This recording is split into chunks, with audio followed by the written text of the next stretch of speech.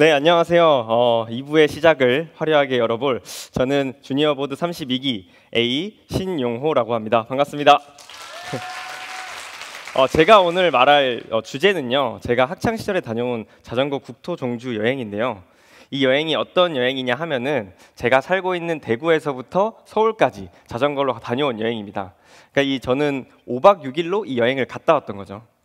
이게 어떻게 가게 됐냐면 어렸을 때부터 저와 제 친구들을 노는 걸 정말 좋아했거든요. 그래서 그냥 놀고 싶지는 않은 거예요. 뭔가 특별한 거 없나 하다가 그런 자전거 여행까지 하게 된 거죠. 그래서 저희 고등학생 7명의 조금은 무모할 수 있었던 여행이 시작되었습니다. 정말 우여곡절이 많았던 여행이었는데요. 처음에는 너무 힘들다 보니까 지쳐서 저희 쉬기도 했고, 근데 그러다 보니까 막 짜증이 쌓여가지고 서로 싸우기도 하고, 근데 또 나름 친구 좋다는 게 뭔지 가다 보니까 서로 으쌰으쌰 하면서 그렇게 의지하면서 나아갔던 여행이었습니다.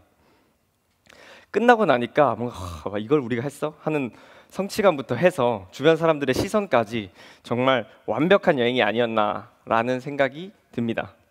그런데 이렇게 저희들의 끝난 여행을 들었을 때 어떤 반응인지 좀 궁금한데 아마도 이런 생각 하셨을 것 같아요. 야, 어린 놈의 자식들이 아주 건실한 청춘을 보냈구만 이랬거나 아니면 대단하고 기특하다, 멋지다 이런 생각 했을 것 같은데 여기서 중요한 포인트는 여기에 바로 말하지 못한 비밀이 하나 있었다는 것입니다.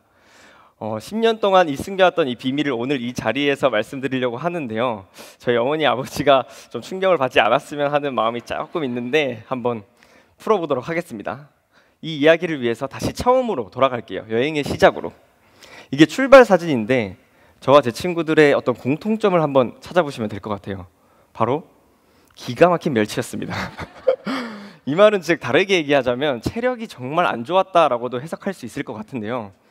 그런데 이런 놈들이 무슨 자신감이었는지 모르겠어요. 여행 가기 전에 장비를 구한다든지 다른 사람들은 연습도 하고 하는데 저는 그냥 신났어요. 그냥 간 거죠.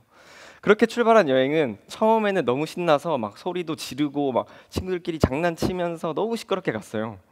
근데 한 출발한 지 3시간 정도 지났나요? 점점 말소리가 줄어들기 시작하더니 들리는 거라곤 숨소리와 페달 밟는 소리밖에 없었습니다. 근데 자전거 여행에서 제가 기가 막힌 거 하나 알려드리자면은 자전거 오래 타신 분들은 알겠지만 자전거 오래 타면 엉덩이가 진짜 박살납니다. 진짜. 진짜 죽는 줄 알았어요. 근데 이것뿐만이 아닌 게 그날이 또 무더운 여름날이어서 날씨는 더우니까 땀은 줄줄 나는데 엉덩이는 박살날 것 같지. 그런 와중에 자전거도 뻑뻑해지기 시작하는 거예요. 그래서 진짜 이대로는 죽는 거 아닌가? 이런 생각하고 있는데 제 앞에 구세주가 등장합니다. 그게 누구냐 했더니 친구놈이 하나 넘어졌어요. 친구놈이 넘어져서 누가 얘기 꺼냈는지도 기억이 안 나는데 만장일치로 우리 자전거 여행 여기까지 하자 라는 얘기가 나왔습니다. 그래서 저희들의 여행이 출발한 지 8시간 만에 끝이 났다라고 지금 들어주시면 될 것 같습니다. 그런데 문제는 거기서 끝난 게 아닌 게 이제 해는 점점 저물었고 또 다리는 움직이지도 않고 시골이라 가지고 버스도 끊겼어요. 집에 갈 수가 없는 거예요. 그래서 저희는 그 잠자리를 찾아 헤맸습니다. 다행히 근처에 들어간 마을에서 이장님이 저희에게 정자 한 구석을 내주셨고요.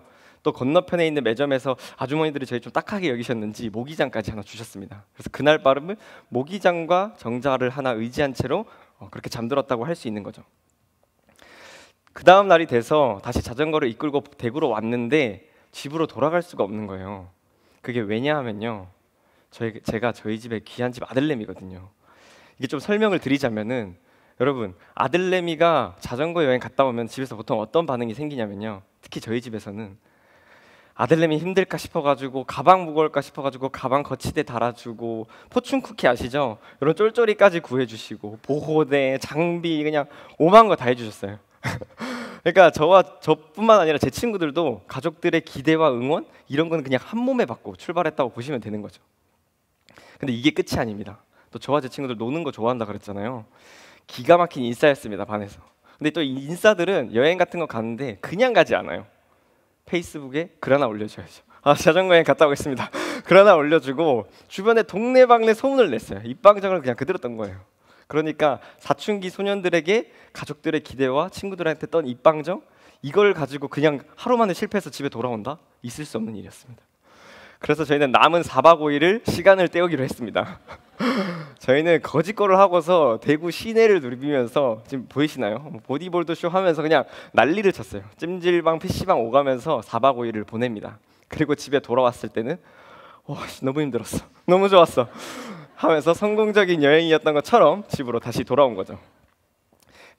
그러면서 친구들끼리는 야, 이 비밀은 무덤까지 함께 해야 된다. 진짜 어디 가서 말하면 진짜 이런 얘기 했었죠.